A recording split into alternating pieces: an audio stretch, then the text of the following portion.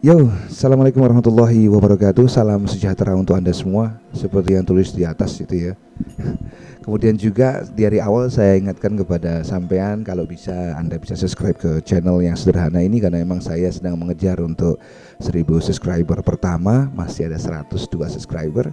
Dan kalau juga berkenan silakan juga untuk bisa kunjungi di Instagram dan juga toko saya @tokbang.id. Kawan-kawan sekalian, kali ini saya mau ingin bahas tentang berita kematian akhir-akhir ini dan Freddy Budiman. Jadi sebelum bahas Freddy Budiman, ini saya banyak sekali berseliweran di timeline Facebook tentang berita duka, tentang kematian, tentang orang yang banyak sekali sanak keluarga, teman itu yang kemudian hilang nyawa karena pagebluk atau pandemi COVID-19 ini ya. Jadi itu adalah berita yang sangat-sangat juga menyedihkan, sehingga ya alhamdulillah kita sebisa mungkin untuk bisa membacakan Al-Fatihah bagi para almarhum dan almarhumah. Dan tentang berita kematian kali ini, dan juga kok ada Freddy Budimannya. Jadi begini, Freddy Budiman ini enggak bahas Freddy Budiman sebentar. Saya ingin mengatakan pada Anda bahwa Freddy Budiman ini adalah seorang yang kriminal yang ya, beliaunya sampai dianya itu adalah gembong narkoba tingkat internasional ya. Kelasnya bukan lagi kelas kakap atau kelas paus, tapi ini sudah kelasnya hiu megalodon. Jadi sangat terkenal dan memang kemudian tahun 2016 dianya dihukum mati ya. Jadi kisah Freddy Budiman yang pernah jadi copet di Surabaya ini itu diungkapkan, saya lihat beberapa web itu, dulunya tukang copet, kemudian jadi bos tukang copet, kemudian merangkak lagi menekuni bisnis, pindah ke Jakarta untuk menekuni bisnis narkoba ya. Fenomenal, kelon sama artis ya, nyogok penguasa sana sini, jadi pengedar narkoba, bandar narkoba tingkat internasional ya. Bukan untuk ditiru ya, bahkan ini adalah kegiatan yang sangat-sangat terkutuk ya. Terkutuk karena bayangkan, anak itu kita didik sejak kecil, umur 4 tahun sudah masuk PAUD ya.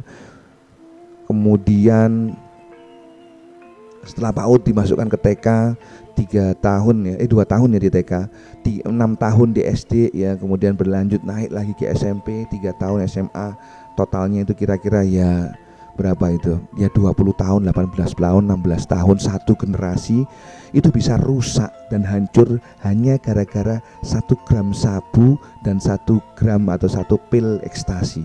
Semuanya hancur semuanya itu kejahatan yang sangat-sangat keji sekali.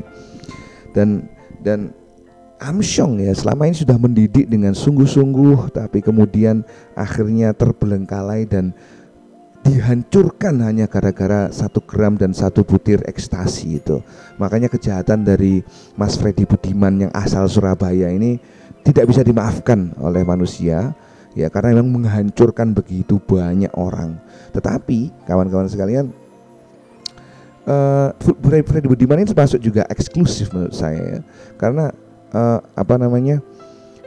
bergelimang harta, bergelimang kenikmatan duniawi. Bisa booking artis di penjara saja, Anda bisa baca di situ. Setidaknya ada beberapa model dan orang-orang cantik yang kemudian bertemu dan berhubungan seksual di penjara. Memang ada sih ya jam-jam khusus untuk itu. Tetapi di penjara saja bisa menikmati hal semacam itu, apalagi kalau di luar penjara. Jadi sangat eksklusif sekali. Dan yang menarik adalah ketika dihukum mati, mungkin eksklusif juga kematiannya, karena bisa milih waktu, hari di mana dia akan meninggal dunia, ditembak mati. Itu hari saya kalau menurut berita itu dieksekusi pada hari Jumat loh ya. Jumat malam mungkin sudah masuk Jumat, tetapi ditulis Kamisnya ya. Dan bagi orang yang meninggal hari Kamis, hari Jumat itu istimewa. Bahkan kematiannya pun eksklusif. Di satu sisi sangat kanan ya, di satu sisi sangat kiri. Ini Freddy Budiman ini kelas dunia ya. Itu tahun 2016 dia eksekusi. Saya 2016 lagi masih ngapain nih? Sudah kenal internet marketing belum? Atau sudah posting-posting di YT belum? Atau misalkan ngompreng di Instagram belum. Saya kira waktu itu sudah agak kebuka sedikit tentang media sosial dan lain sebagainya tahun 2016. Silakan saja komen apa yang dilakukan tahun 2016. Jadi itu juga jadi sangat fenomenal lebih lanjut ya, ketika Mas Freddy ini berubah penampilan gitu.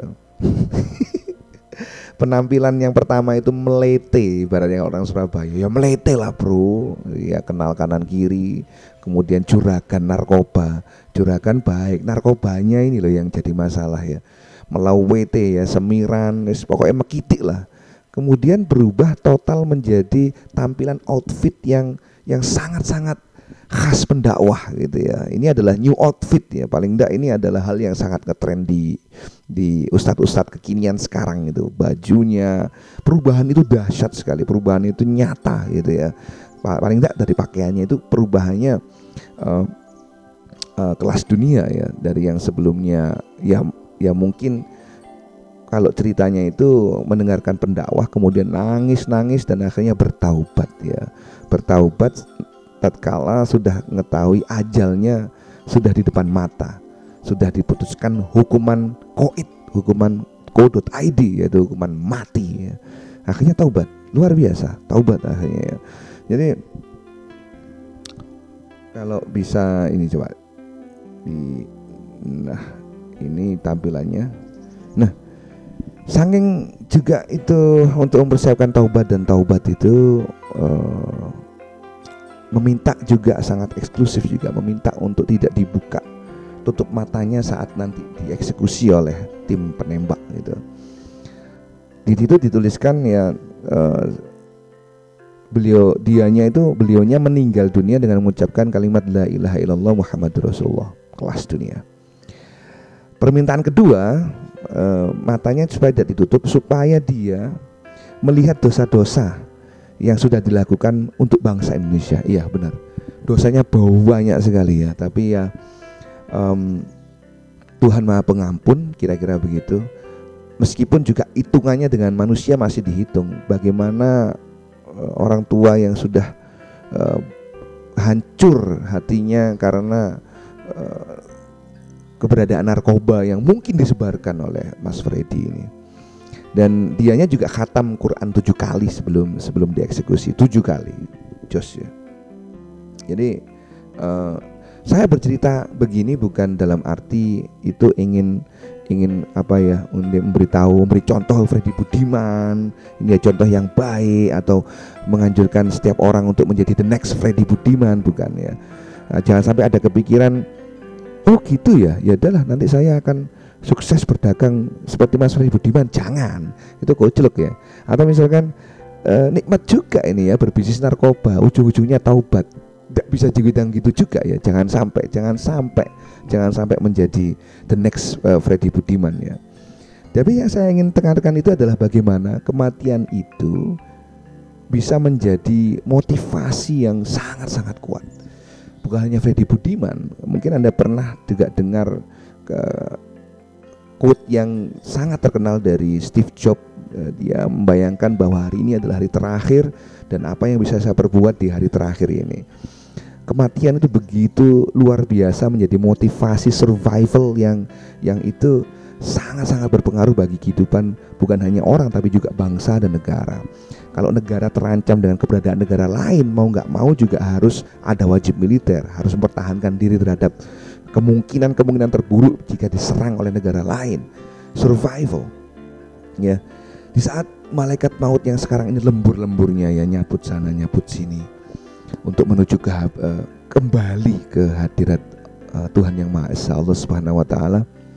Karena kematian itu hakikatnya kembali juga,